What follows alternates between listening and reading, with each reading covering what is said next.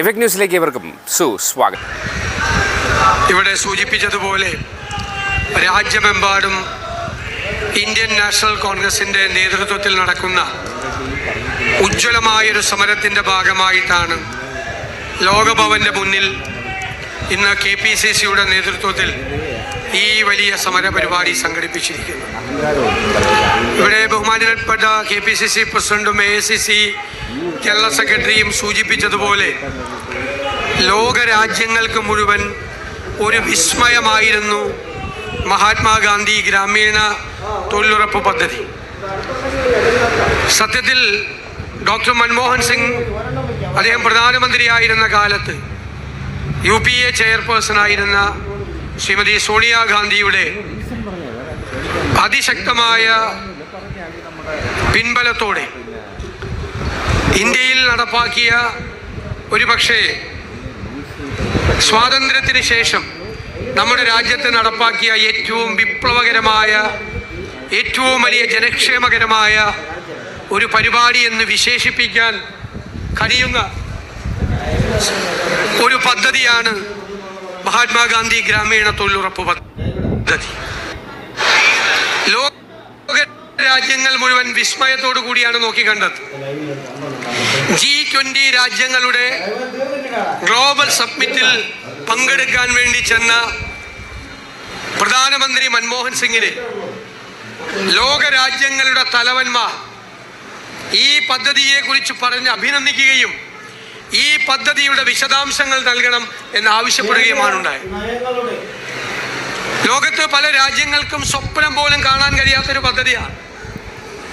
ഇന്ത്യയെ പോലുള്ളൊരു മൂന്നാം ലോക രാജ്യത്ത് ഇന്ത്യയിലെ വിദൂര ഗ്രാമങ്ങളിലെ പട്ടിണിപ്പാവങ്ങളുടെ വീടുകളിൽ അടുപ്പ് പുകച്ച പദ്ധതിയാണിത്. പാവപ്പെട്ടവന്റെ കൈകളിലേക്ക് പണം വന്നൊരു പദ്ധതിയാണിത്. ഒരുപാട് സങ്കടങ്ങൾ മാറി ഒരുപാട് പട്ടിണി മാറ്റാൻ പറ്റിയ ഒരു പദ്ധതിയായിരുന്നു ഇത്. അതിനകത്ത് ഒരു വലിയ സാമ്പത്തികമായ നയതന്ത്രം കൂടി ആ പദ്ധതിയിലുണ്ടായിരുന്നു.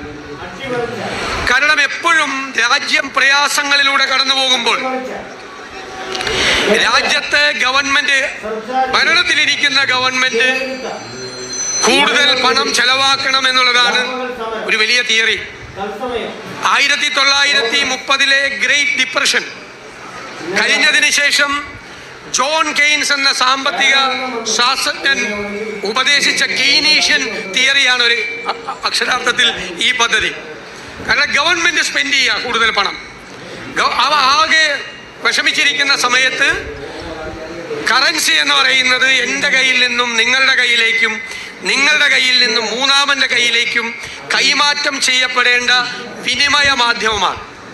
അതെവിടെയെങ്കിലും കെട്ടി വെച്ച പൂപ്പൽ പിടിക്കുമെന്നല്ലാതെ അതിന് കടലാസിൻ്റെ വില പോലും ഉണ്ടാവില്ല.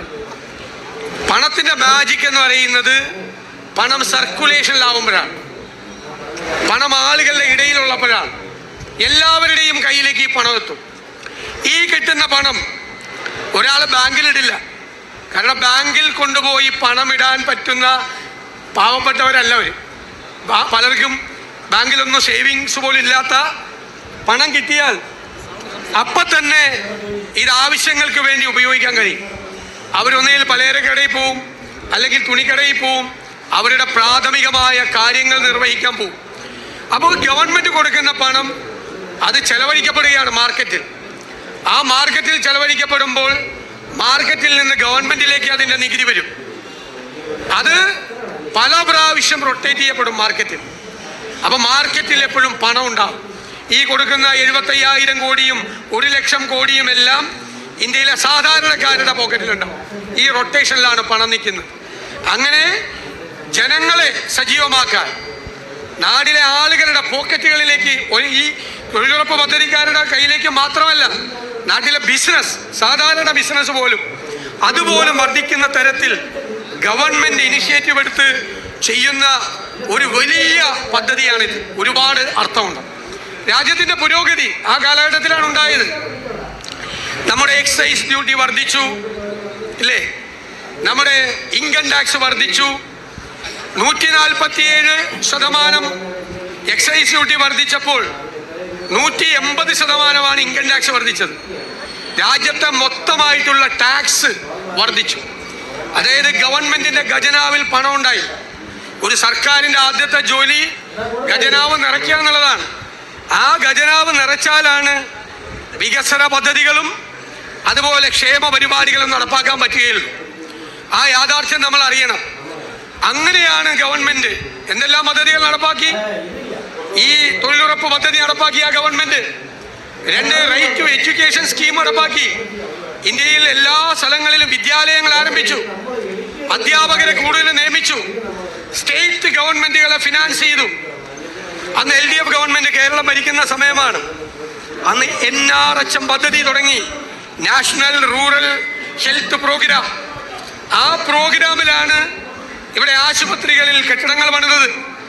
NRHM സ്കീമിൽ കോടികളാണ് കേരളത്തിലേക്ക് വന്നത്.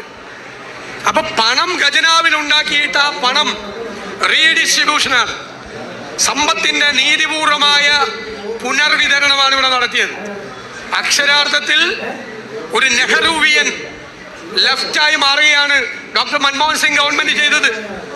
ഖജനാവ് നിറച്ച് നികുതി വരുമാനം വർദ്ധിപ്പിച്ച് ആ പണം സമ്പത്തിന്റെ നീതിപൂർവമായ വിതരണത്തിലൂടെ സാധാരണക്കാരന്റെ കൈകളിൽ വിവിധങ്ങളായ പദ്ധതി, തൊഴിലുറപ്പ് പദ്ധതി, right to education project, NRHM പോലുള്ള പദ്ധതികളിലൂടെ എത്തിച്ചു.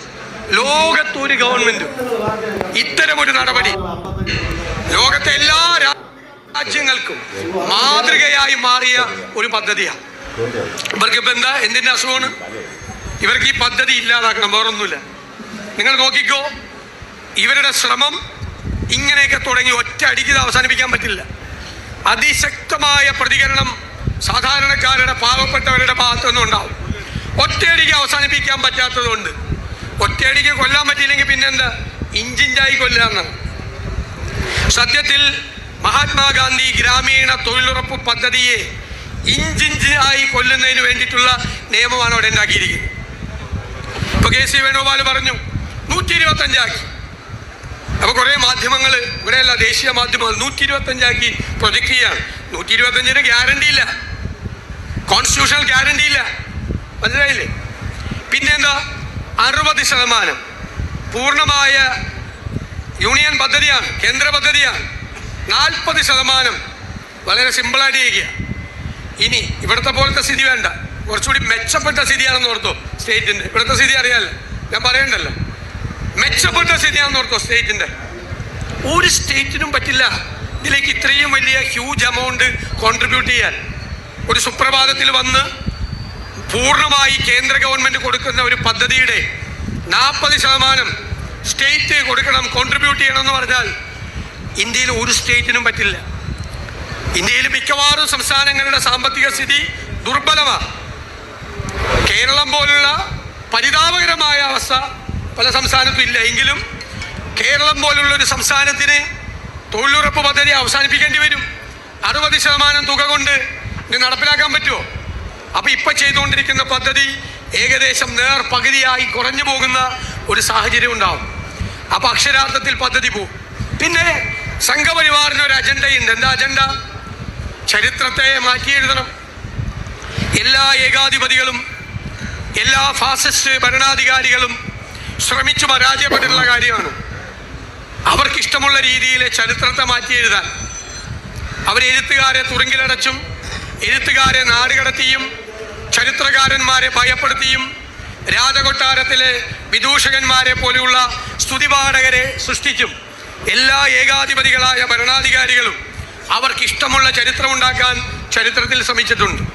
അപ്പോൾ ഈ ചരിത്രം ഉണ്ടാക്കാൻ ശ്രമിക്കുമ്പോൾ വലിയ ഗോപുരങ്ങൾ പോലെ നിൽക്കുന്ന ടവറിംഗ് പേഴ്സണാലിറ്റീസ് ഉണ്ട് നമ്മുടെ ചരിത്രത്തിൽ.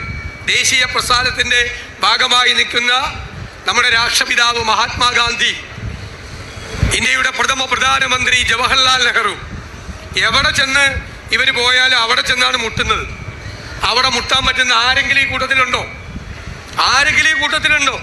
അതുമായിട്ട് താരതമ്യം ചെയ്യാൻ പറ്റുന്ന ആരെങ്കിലും ഇവരുടെ കൂട്ടത്തിലുണ്ടോ? ആരുമില്ല. അപ്പോൾ അവര് ചരിത്രത്തിൽ നിന്ന് മാറ്റണം ശ്രമിച്ചുകൊണ്ടിരിക്കുകയാണ്. എത്രമാത്രം സ്ഥാപനങ്ങളാണ്, അവരുടെ പേരുണ്ടായിരുന്ന സ്ഥാപനങ്ങളാണ് മാറ്റി വേറെ ഓരോ സ്വാതന്ത്ര്യ സമരകാലത്ത് ബ്രിട്ടീഷുകാരുടെ കാല് പിടിച്ച് മാപ്പ് ചോദിച്ച് ജയിലിൽ നിന്നിറങ്ങി അവർക്ക് എഗ്രിമെന്റ് എഴുതി കൊടുത്ത് ഇനി ഒരിക്കലും സ്വാതന്ത്ര്യ സമരത്തിൽ പങ്കെടുക്കില്ല, മാത്രമല്ല സ്വാതന്ത്ര്യ സമരത്തിൽ പങ്കെടുക്കുന്ന കോൺഗ്രസിന്റെ സന്നദ്ധ ഭടന്മാരെ പട്ടാളത്തിനും പോലീസിനും കാണിച്ചു തരാം എന്ന് കൂടിയ 5ാം പത്തി പരിപാടി കൂടി ഏറ്റെടുത്ത നേതാക്കന്മാരുടെ പേരിലേക്ക് മാറ്റിയാണ് ഈ പദ്ധതികൾ. ഗാന്ധിയുടെയും നെഹ്റുവിന്റെയും പേരുള്ള പദ്ധതികൾ മുഴുവൻ മാറ്റിയ. അപ്പൊ അവരെ തിരസ്കരിക്കുക. അപ്പോ മഹാത്മാഗാന്ധി ഗ്രാമീണ തൊഴിലുറപ്പ് പദ്ധതി മാറ്റി മഹാത്മാഗാന്ധിയുടെ പേര് മാറ്റുക. ആദ്യത്തെ ലക്ഷ്യം അത്. രണ്ടാമത്തെ ലക്ഷ്യം പദ്ധതി ഇല്ലാതാക്കുക. അതിനെതിരായി ജനാധിപത്യ ഭാരതം പ്രതിരോധിച്ചില്ലെങ്കിൽ, ചെറുത്തു നിന്നില്ലെങ്കിൽ ചരിത്രം നമുക്ക് മാപ്പ് തരും. ആ ചരിത്രപരമായ ദൗത്യമാണ് ശ്രീ രാഹുൽ ഗാന്ധിയുടെ നേതൃത്വത്തിൽ, ശ്രീ മല്ലികാർജുൻ ഖാർഗെജിയുടെ നേതൃത്വത്തിൽ ഇന്ത്യൻ നാഷണൽ കോൺഗ്രസ് ഏറ്റെടുത്തിരിക്കുന്നത്. രാജ്യവ്യാപകമായി ജനാധിപത്യത്തെ, ഈ ഫാസിസ്റ്റ് ശക്തികളുടെ ഈ ശ്രമങ്ങളെ പരാജയപ്പെടുത്താൻ, ജനാധിപത്യ ഭാരതം എന്താണ് എന്നിവരെ ബോധ്യപ്പെടുത്താൻ, ഇന്ത്യ എന്ന ആശയം, ഐഡിയ ഓഫ് ഇന്ത്യ എന്താണ് എന്നിവരെ ബോധ്യപ്പെടുത്താൻ കൂടി നടത്തുന്ന സമരം. ഇന്ത്യയിലെ പാവപ്പെട്ടവരിൽ പാവപ്പെട്ടവർക്ക് വേണ്ടി കോൺഗ്രസ് നടത്തുന്ന ഈ സമരം, ഞാൻ കരുതുന്നു ഈ സമരം വിജയിക്കുക തന്നെ ചെയ്യും. ഈ സമരം ഫാസിസത്തിനെതിരായ അതിശക്തമായ ചെറുത്തുനിൽപ്പിന്റെ പ്രതിരോധം ഈ രാജ്യത്തുണ്ടാകുന്നതിന്റെ തുടക്കമായി മാറും. ഫാസിസ്റ്റ് ഭരണകൂടത്തിന്റെ അന്ത്യം കുറിക്കാൻ സാധാരണക്കാരായ ഭാരതീയരുടെ പിന്തുണയോടുകൂടി നടത്തുന്ന ദേശവ്യാപകമായ ഈ സമരം ചരിത്രത്തിൽ അടയാളപ്പെടുത്തപ്പെടും എന്ന കാര്യത്തിൽ സംശയമില്ല. ഈ സമരത്തിൽ പങ്കെടുക്കുന്നത് തുടർച്ചയായ ആരംഭമാണ്. നമ്മൾ തുടരുകയാണ് ഈ സമരം. ഈ സമരത്തിൽ പങ്കെടുക്കുന്ന എൻ്റെ പ്രിയപ്പെട്ട സഹപ്രവർത്തകരെ മുഴുവൻ കൃത്യമായി അഭിവാദ്യം ചെയ്തുകൊണ്ട് ഞാൻ എൻ്റെ വാക്കുകൾ ചുരുക്കും. മറ്റൊരു വാർത്തയുമായി വീണ്ടും കണ്ടുമുട്ടുന്നതുവരെ ഏവർക്കും നന്ദി, നമസ്കാരം.